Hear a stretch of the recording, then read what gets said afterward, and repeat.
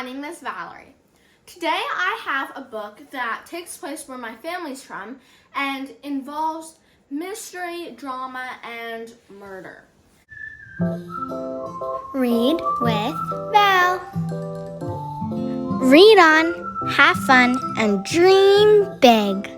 So this book is called A Spoonful of Murder, and it is in the series Murder Most Unladylike, and it is by Robin Stevens. So I found this at the library before realizing it was the 6th book out of 9 books in the series. I picked on really easily. I got all the information in, and I think it's fine to read this book even if you haven't read the other books in the series. It's like an individual novel, and you don't need to know what happened in the past.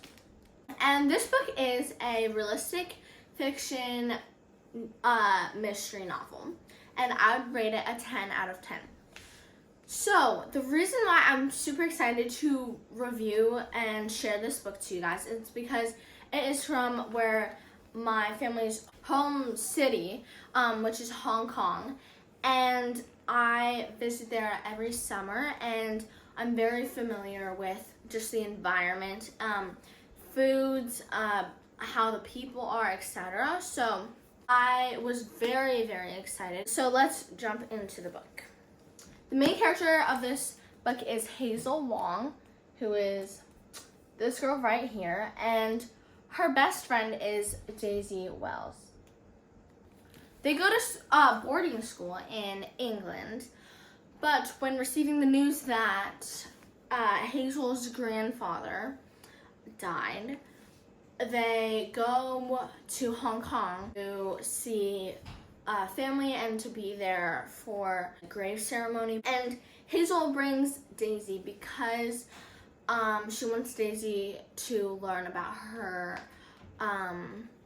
home and where she grew up, as well as having like a mental friend and just someone to be next to her and guiding her. When they arrive in Hong Kong, there's a big surprise that Hazel didn't see coming, which is Hazel has a new baby brother, which is a problem for her because she used to be the most important child, or the child that received the most attention.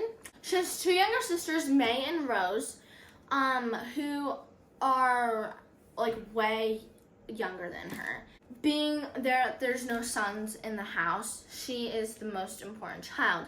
But now Teddy, which is the name of the baby brother, has arrived, and he is receiving so much attention. And let me sort of explain the dynamics of Hazel's family, because it is not what we're used to today. So Hazel's dad has 2 wives, Hazel's mom and Zeze, which is it means older sister, but that's what Hazel calls her, but she's also married to Hazel's dad. And Zeze becomes the mom of Teddy.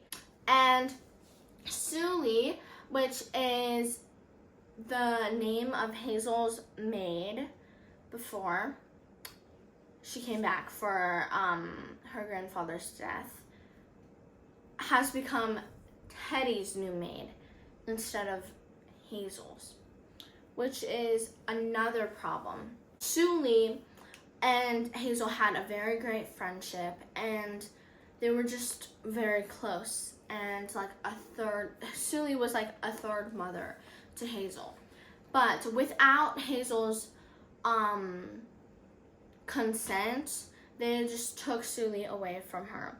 And lastly, the other problem that she finds when coming back is Suli doesn't even acknowledge her. Like, she's ignoring Hazel, which is a challenge even to be in the same house as Suli now, because Hazel, she's angry at Suli for not talking to her. It makes Hazel's return very hard, but none of that matters when Sue Lee gets murdered and Teddy gets kidnapped. This is happening in a big building where Teddy and Sue Lee go to the doctor. It's such a big mystery. Hazel and Daisy are detectives of the detectives society that they made, and they've solved murder mysteries in the past. So they're looking to solve this mystery and get Teddy back and bring justice to Sue Lee. And there are a lot of challenges along the way, which you'll read about. But the main goal is just to get Teddy home safe. And Daisy and Hazel go on a mission to do just that. I can relate to this book so much because the setting is in Hong Kong, and before COVID happened, I used to go every summer, and this summer I'm going as well. So I'm very excited about that because it's my first time going back to Hong Kong in like a few years. In this book, when they describe the surroundings and the environment of Hong Kong, I can just like picture Hong Kong and like the smell. Like there's a scene in the book where Hazel like arrives at Hong Kong and she like smells there and she's like, yeah, that's Hong Kong. And I can just relate so much to that. And plus the foods and how they call, how Hazel calls her family. It's just so like comforting to me because I can just be in that scene and I can like be in Hong Kong where, I don't know, it's like a second home to me. So I'd recommend this book to kids between the ages 9 through 13. And I hope everyone enjoys this super thrilling but very fun mystery. Remember to read on, have fun, and dream big. Bye!